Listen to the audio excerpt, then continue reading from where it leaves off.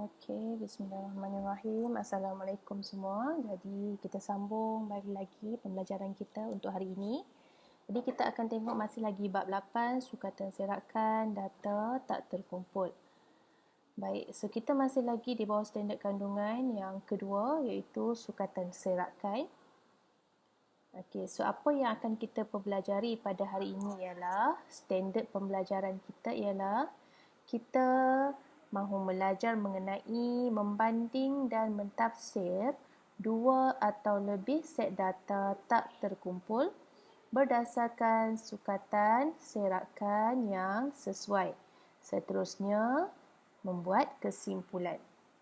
Baik, so sebelum ini kita dah belajar macam mana kita nak bezakan, nak bandingkan dua set data. Jadi kalau kamu ingat balik, cara kita nak bandingkan dua atau lebih set data ialah dengan menggunakan sisihan piawai. Okey, dan kita nak tambah sikit hari ini, kita buat kesimpulan lah kenapa. Baik, so pastikan objektif kamu tercapai pada akhir pembelajaran iaitu pastikan kamu boleh menyatakan dan memberi justifikasi dengan jelas berdasarkan soalan. Baik, so kita tengok contoh 14, muka surat 234 buku teks kamu. Jadi kalau kamu rujuk pada buku teks kamu, boleh lihat di sini.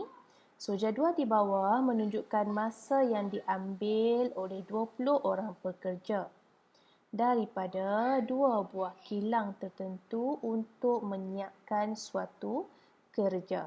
So di sini ada jadual lah, masa 5 jam, 6 jam, 7, 8, 9 jam. Okey. So di sini maksudnya kilang A dan kilang B kita nak bandingkan. Okey, pekerja di mana yang lebih cekap. Okey, so maksudnya di sini kalau 5 jam bermaksud kilang A ada 3 orang. Okey, 3 orang yang menyiapkan kerja dalam tempoh 5 jam. Okey, so manakala kilang B ada seorang pekerja yang menyiapkan satu kerja itu dalam tempoh 5 jam. Okey, so kalau masa 6 jam, kilang A ada 2 orang, manakala kilang B ada 5 orang. Okey, dan seterusnya lah sampai di belakang ni. Maksudnya dalam tempoh masa 9 jam, 4 orang pekerja kilang A boleh siapkan dalam tempoh masa 4 jam, 9 jam tu. Manakala kilang B ada 2 orang.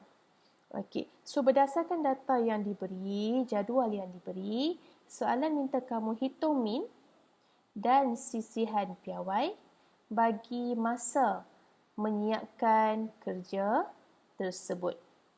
Seterusnya, tentukan pekerja kilang mana yang lebih cekap untuk menyiapkan kerja berkenaan, kemudian berikan justifikasi anda. Kita jelaskanlah kenapa.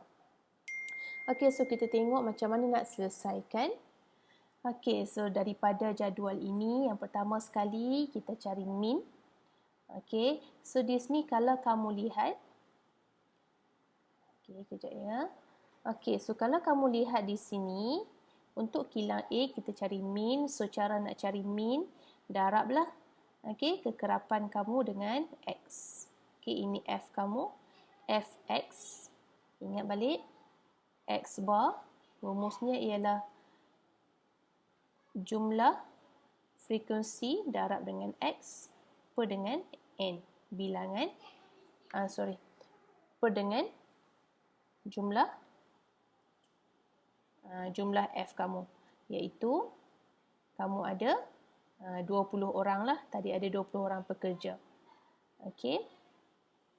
So baik So kita tengok balik di sini jumlah Fx. So kamu kiralah 3 darab 5, 2 darab 6, 9 darab 7, 2 darab 8 dan seterusnya 4 darab 9. Jadi bila kamu kira min, kemudian kamu tambahlah X kamu di bawah ni 3, 2, 9, 2, 4. Nilai sini 3, 2, 9, 2, 4 ini kamu tambah. Kemudian kamu akan dapat min 7.1. Okey, so kilang B juga begitu. So, kamu darab 1 dengan 5, 5 dengan 6 dan seterusnya. Okey, so kamu kira, so kamu akan dapat min juga 7.1. Baik, seterusnya kita tahu kalau kita nak bandingkan kilang mana ataupun kita nak bandingkan data mana yang lebih tepat, yang lebih baik, yang lebih bagus, kita kena cari sisihan piawai. Okey, so cikgu ulang baliklah. Ini ialah simbol bagi sisihan piawai. Okey, so kamu ingat lagi tak apa rumus sisihan piawai? Rumusnya ialah punca kuasa. Okey, jumlah fx kuasa 2 per dengan jumlah f tolak dengan min yang di kuasa 2. Okey, so kamu selesailah, masuklah. So pastikan yang di kuasa 2 kan itu ialah x kamu. Atas ni ialah x kamu. So kita kira-kira. So kamu akan dapat 1.2610. Ini untuk sisihan piawai bagi kilang A. Manakala kilang B, kita dapat 1.044. Okey, ingat cikgu ulang semula. Kalau kita nak bandingkan dua data, kilang A dan kilang B macam ni, so caranya ialah kena cari sisihan piawai. Baik, so sisihan piawai kita dah dapat. Jadi sekarang kita buat kesimpulan lah. Yang mana lebih cekap. Okey, sekilang mana yang lebih cekap. So kalau kamu tengok di sini, okey, kalau kamu tengok di sini, kilang A dan kilang B mempunyai min yang sama. Jadi, kita tidak boleh guna min untuk membuat perbandingan. Kerana nilai min itu sama. Jadi, rujuk pada sisihan piawai. Sisihan piawai yang lebih kecil menunjukkan data bagi sesuatu macam sini kilang B, data kilang B itu lebih tepat kerana sisihan piawai dia semakin kecil. Bermaksud serakan data itulah.